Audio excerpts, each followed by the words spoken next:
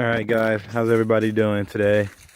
And wow, it's been a really long time since I'm in another video, but I can apologize for that, but I just wanted to get everything on at one time.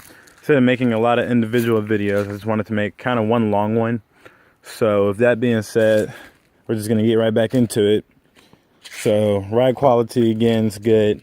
I'm at 67,000 miles and some change. But everything's been going good. I'm still on the same set of tires. So the tires are wearing out as they should.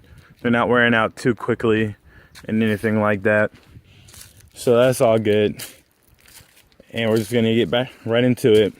So maybe, as you see in my last video, I had a chrome bumper here, which got changed. I had a chrome grille, which got changed. And I added a light bar. So that's where we're going to go over for the front. So to talk about the grille, it is a Paramount Evolution restyling grill. And with these grills, there's two kinds. You can either get a cutout grill or an insert grill. And for the cutout grill, and this is an insert grill, by the way. With a cutout grill, you have to cut out some of the truck for the grill to actually fit in there. With an insert grill, you can just unscrew your old grill and then put the new one in with the same screws. So that's what I decided to go with, just for the ease of installation. And usually the insert grills are a lot cheaper. This one wasn't that expensive, and it looks good. You see, you kind of got like the paint to match black from here to here. So you have that. This is mesh right here, mesh material. It's really sturdy, and I like the silver screws that go along. So a real basic insert grill bumper. So for the front bumper, it's good. It's just a replacement bumper. There's nothing fancy about it. It's just a replacement bumper. Only thing different is the chrome bumper that comes on is of course metal, and as you can hear, this bumper right here is plastic. So we'll just see how it holds up over time. I don't think it'll be a big deal, whether it's plastic or chrome metal. So then we have that, same fog lights. And then moving on to the light bar. This is either a 18 or 20 inch Eurolife. Let me zoom in on that. Eurolife light bar. And it's really good. It's really bright, and I really like it. For this bull bar, the Aries bull bar, it has two holes that comes standard. So all you gotta do is buy the light bar that fits, and then just screw it on in there pretty much. And I'll show you guys the wiring, how I got this wired up actually, since I'm at that. Pop open the hood. So for the wiring's real simple. It's not too hard to do. I did this with my dad. So basically what you do is when you put it in, we decided to run the wire from the back of the light bar through kind of like this little vent hole in the plastic part of the bumper. So it's here, you can see it from the back, and it runs straight through here, and that's the plastic part of the bumper. So from the inside, you can see it barely, but it's right here. It creeps right in here.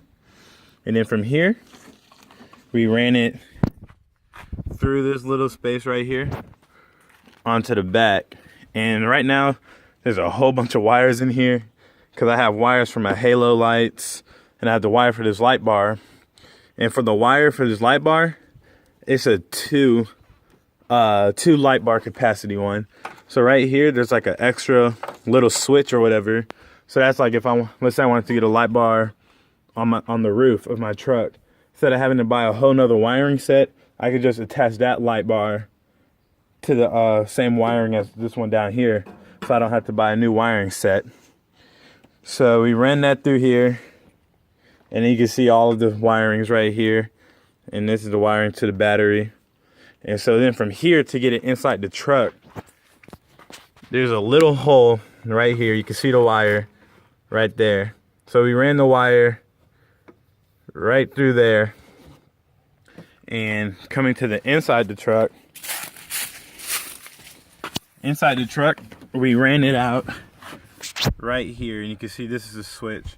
It says LED light bar on it, and it glows blue. As you can kind of see, it's daytime, but it glows blue. And how we got that in there is simply Toyota, if you don't have like the premium model, it has like a lot of, let's zoom in, it has a lot of blank little holes right here. You can see like there's 2 blank ones here and a blank one here. You can poke these out. So we poked the blank one out, and then we just ran the switch in here. It doesn't fit perfectly, but it stays in there, so it's not like hanging out and stuff like that. So it just sticks right in there. And then that's how we got that. And you flip the switch and the light bar comes on. I'll show you what it looks like. It's daytime, so it's not really gonna do that much justice, but I mean, you can see that light bar is pretty bright. Testing out at nighttime, that thing is something serious. So that's that for the light bar.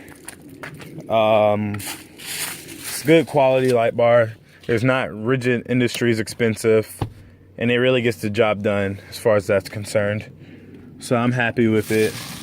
And one thing I didn't mention with this front bumper, when you buy this front bumper, it comes textured black. And you can see I got mine painted to match black. So like my truck is gloss black, as you see. So we got this painted from textured black to gloss black, so it'll match the truck. And you'll be able to see that because I have a black rear bumper, but on the rear bumper I left it textured black. So you can see that the black is different. You saw in that front bumper, you can like see my reflection holding my phone up and stuff. But you can see with this one, you can't see me, you can't see any reflection, because this is textured black. And so this is how the bumper is gonna come. But if you wanna get it painted to match, then that's just what you'll have to do in order to get that. So that's what the rear bumper looks like, textured black. I didn't feel like the rear bumper should be painted to match black. And one thing I forgot to tell you guys is I got a toolbox as well. So I'm gonna hop up here and show you guys the toolbox. This is a UWS low profile toolbox. The reason why I went with the low profile, because you know with the Toyota Tundra is the rear window goes down. So I didn't want a high profile one, then it blocks the window. So you can see here's the key holder, or the key. I have the key on my thing actually. This is what the key looks like. This little guy right here.